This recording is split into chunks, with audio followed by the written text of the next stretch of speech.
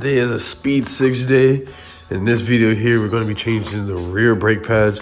The next video is gonna be at the front. I made a commitment to you guys on Instagram to everything I do is gonna be done on a video of some sort. So yeah, so here we're gonna do the rear brake pads. The rotors are obviously caked up. I wanted to get the car like drivable, and then I'll do some research on some bigger brake kits and stuff like that for this car. This car came out for only 2 model years. It's been really hard to find like quality parts. So I'm gonna have to hit up the boys and do some more research. Research that I should have done months ago, but here I am.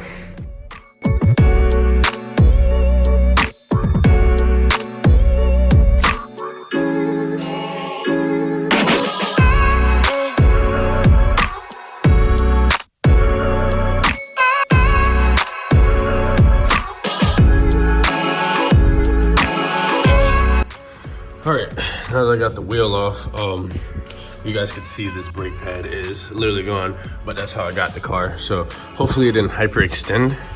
I don't know what type of brake calipers is on this car, but you'll find out here in this video, because it's either one or two things.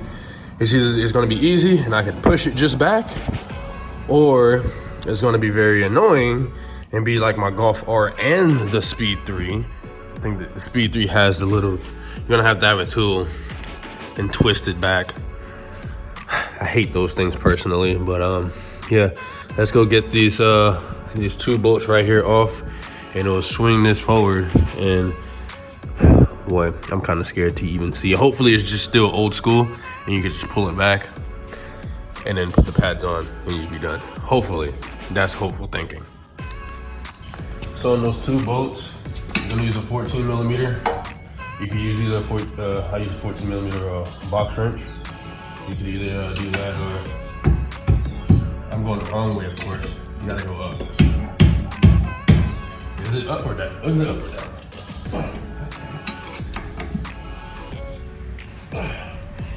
So damn strong. I'm going strong the wrong way. Okay, don't be like me. Go down on the right side. The other side is in reverse. Gotta remember that.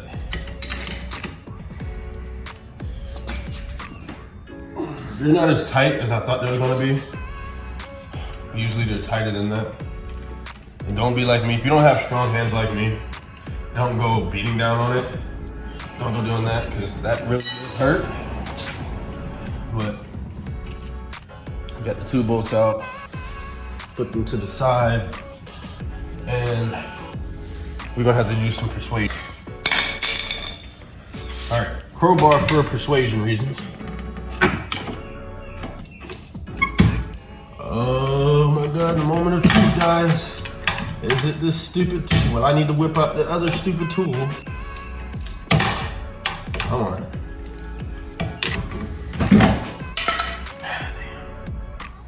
Of course I can't have an easy day.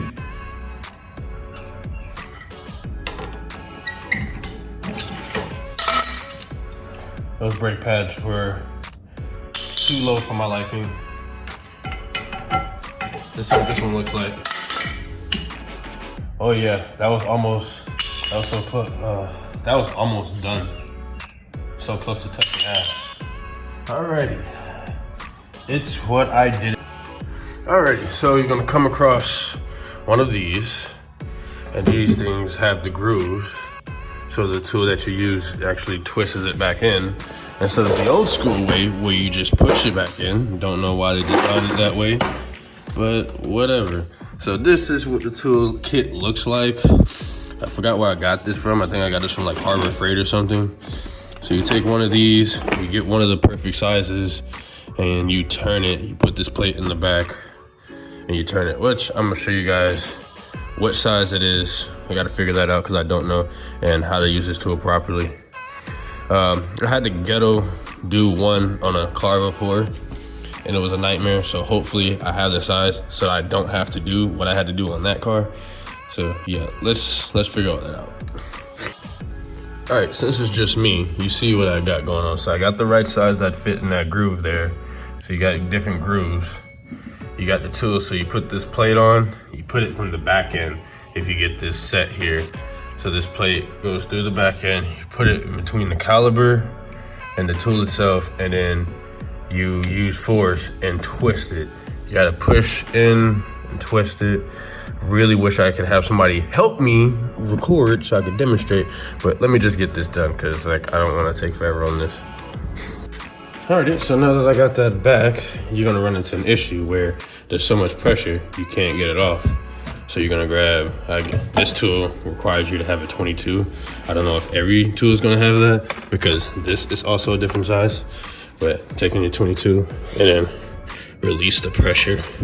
So you gotta turn it to release the pressure, and you could take the tool off. So yeah, this is why I don't like this, because the old school way, you could just put the old brake pad back there, get a, one of those breaker bar crowbars, and just, well, that's actually a crowbar. That is a breaker bar over there. Come on, gimbal, work with me.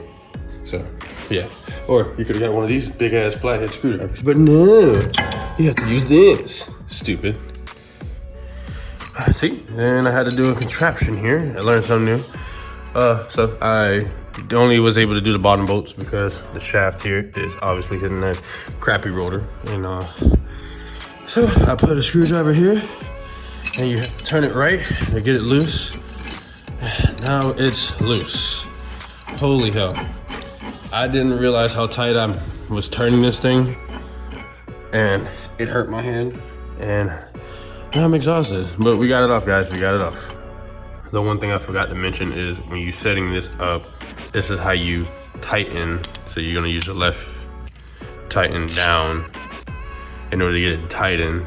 You could use the tool to tighten it all the way down if you want, and then you could just turn it like that. So, but I use my hand. But yeah, so the way that you saw me just loosen it up, by turning it the other way so you can get the tool off, you turn it the opposite way, it'll tighten it up. Because when you try to put it on and turn it, you're gonna have to hold it with your hand, which can be more difficult. So, you use whatever method you want to try to learn how to use this stupid tool. I don't think I explained this very well on how to use this tool, so I'm gonna try my best. So you see how I put this wrench on this way? You put this first, slaps onto the this groove here, right? Then you put this, after you get this, you turn it, extend it out, make sure the fitting is in the groove, right? And you turn it as tight as you can get, and then use this tool here to tighten it.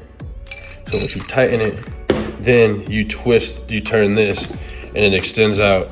Well, as you extend and you twist and extend, it'll push out.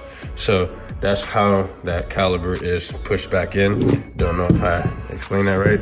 And what I did was when I released the pressure, you turn this spline itself so it'll turn back like that so you can get it off.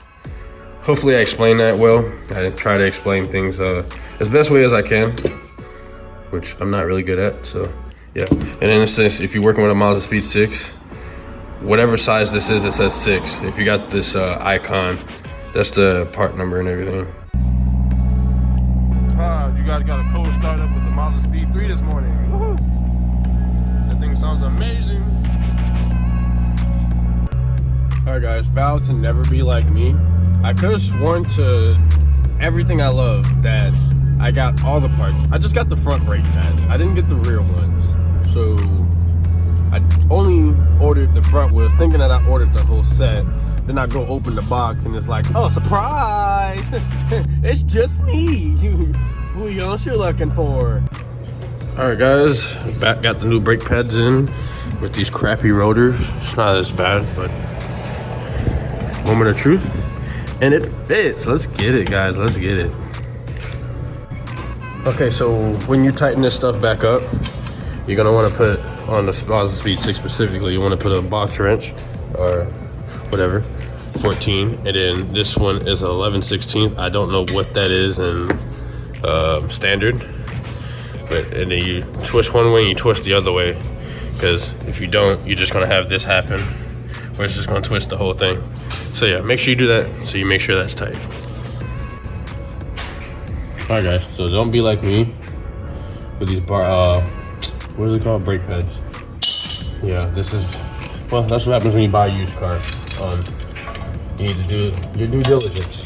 So I wanted to show actually how to use this horrific tool. I really don't like this thing at all, but there's probably better ones out there. I just got the cheapest one because I don't plan on doing these jobs very often. So you put this in the groove there and you twist this one and it'll twist it back, right? Just like that. Oh, don't fall now, don't fall on me, you diddly diddlers. Then you tighten it this way. It'll be easier. Okay, so I did it like that, right? So, I grab one of these bolts here and I'll put it on the bottom. So I rehook the bottom up. You don't have to take it all the way out here, but I took it all the way out to get the brake pad off because the brake pad didn't want to come off. Your elbow. So I got the bottom in, this bottom bolt. So you got the two bolts that's on the same side that hook up to here, and that's it, took up to here, which are both 14 millimeters. And I'm gonna tighten this as tight as I can get it.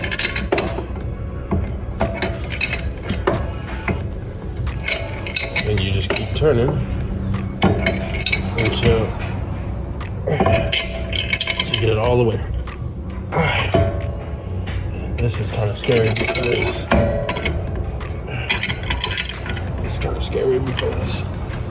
these bushings are so old. I don't want this. I don't want to have to replace another brake caliber.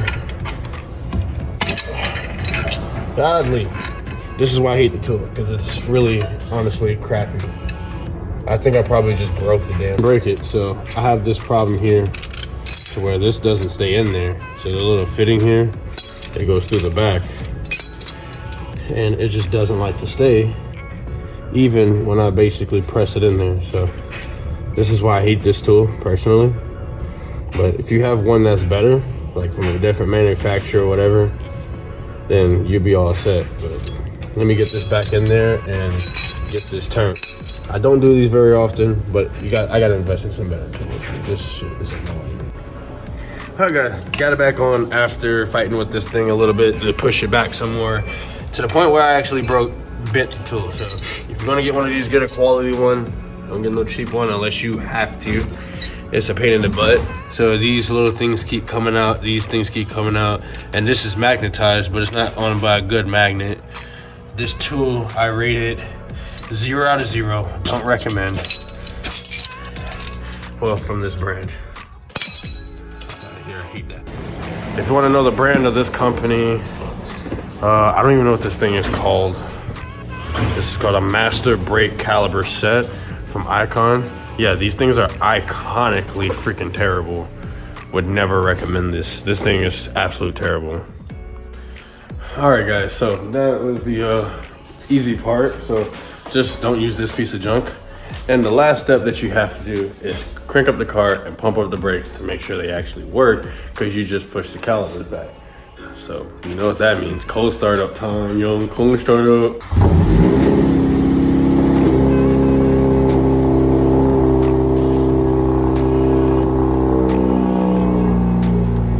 That thing sounds so good.